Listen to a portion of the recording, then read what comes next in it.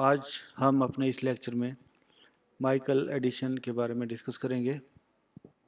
Michael addition में हम इस तरह का सबस्ट्रेट यूज़ करते हैं कि हमारे पास एक सब्स्टिट्यूएंट Z है।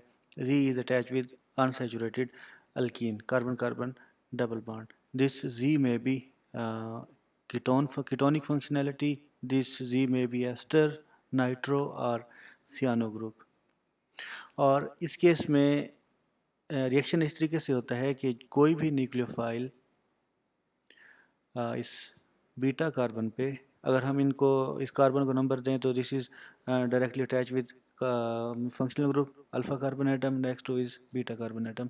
तो इस केस में न्यूक्लियोफाइल हमेशा बीटा कार्बन एटम पे अटैक करता है और जैसे ही न्यूक्लियोफाइल इस कार्बन पे अटैक करेगा, कार्बन की वैलेंसी एक्सीड होगी और ये डबल बॉन्ड नेक्स्ट कार्बन में कार्बन पे शिफ्ट हो जाएगा।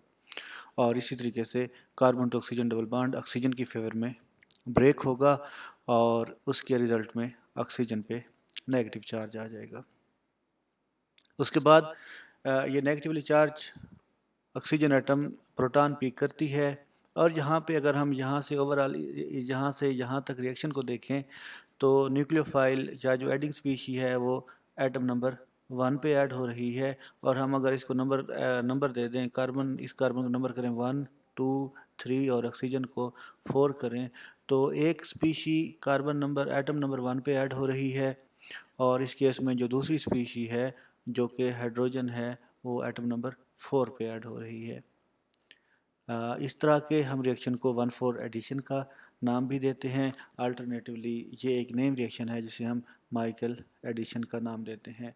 माइकल एडिशन में जो ये स्टार्टिंग मटेरियल सबस्ट्रेट यूज़ होता है, हम इसे माइकल एक्सेप्टर का नाम देते हैं और इस केस में जो न्यूक्लियोफाइल हम यूज़ करते हैं हम इसे माइकल डोनर का नाम देते हैं। अल्टरनेटिवली हमारे पास रिएक्शन, ये अभी तक रिएक्शन यहाँ पे कंप्लीट नहीं हुआ, ये एक इंटरमीडिएट स्टेज में है कि इसमें हमारे पास जो सबस्ट्रेट प्रोडक्ट बनता है वो एक विनाइल अल्कोहल है। विनाइल अल्कोहल जैसा कि आप लोगों को पता है अनस्टेबल होते हैं। ये अपने आप को नेक्स्ट स्टेप में कीटोमराइज करते हैं। इसकी दूसरी टेट्रामेरिक फॉर्म को हम इस तरीके से लिख सकते हैं जिसमें हमारे पास carbon oxygen double bond produce हो जाता है और ये हाइड्रोजन इस कार्बन एटम पे मूव कर जाता है। यानी हमारे पास ये जो इनिशियल फंक्शनैलिटी थी वो रिकवर हो जाती है और न्यूक्लियोफाइल इस बीटा पोजीशन पे ऐड अप हो जाता है। जब हम इसके रिएक्शन को 1,4 एडिशन की बात करते हैं तो हम बेसिकली इस इंटरमीडिएट लेवल पे सबस्ट्रेट की बात करते हैं जिसमें माइकल डोनर एटम नंबर 1 पे ऐड होता है और जो दूसरी एडिंग स्पीशी है वो यूजुअली प्रोटॉन होता है और वो ऑक्सीजन पे ऐड होती है। आफ्टर टेट्रामराइजेशन, आफ्टर कीटोमराइजेशन तो हमारे पास इस तरह का प्रोडक्ट आ जाता है जिसे हम माइकल एडिशन का नाम देते हैं। इसकी हम वेरियस एग्जांपल ले सकते हैं। फॉर एग्जांपल ये हमारे पास एक एक्टिव मैथिलीन डाइएस्टर टाइप कंपाउंड है, डाइएस्टर ऑफ मेलोनिक एसिड है। तो इस केस में ये जो नेगेटिव ये बेस इस हाइड्रोजन को पिक करेगा और as a result negatively charge carbanion produce होगा। This carbanion can act as nucleophile, वो इस बीटा कार्बन पे अटैक करेगा जिसके रिज़ल्ट में बाकी स्टेप सेम है। Carbon to carbon double bond next carbon पे शिफ्ट होगा, ऑक्सीजन की फेवर में बॉन्ड ब्रेक होगा और नेक्स्ट स्टेज में ऑक्सीजन जो है प्रोटॉन पिक करेगा। तो उसमें ये वाली species carbon number 1 atom number 1 पे ऐड हो रही है, प्रोटॉन एटम नंबर 4 पे ऐड हो रहा है। इसे हम 1,4 एडिशन का नाम भी दे सकते हैं और इसके नेक्स्ट स्टेप में टेट्रामराइजेशन होगी जिसमें हमारे पास ये वाली स्पीशी रिस्टोर हो जाएगी। अब हमारे पास ये जो एस्टर बना था, डाई एस्टर, अगर हम इस तरह का यूज़ करते हैं तो जब हम इसकी हाइड्रोलिसिस करते हैं तो एस्टर हाइड्रोलाइज हो जाते हैं इनटू डाई कार्बोक्सिलिक एसिड और डाई कार्बोक्सिलिक एसिड की जब हम फर्दर इसको हीट करते हैं तो ये कार्बोक्सिलिक एसिड डी कार्बोक्सिलेट हो जाते हैं, विच मीन्स इसमें से कार्बन डाइऑक्साइड मॉलिक्यूल निकल जाता है जिसके रिज़ल्ट में हमारे पास इस तरह का कार्बोक्सिलिक एसिड भी प्रोड्यूस हो सकता है।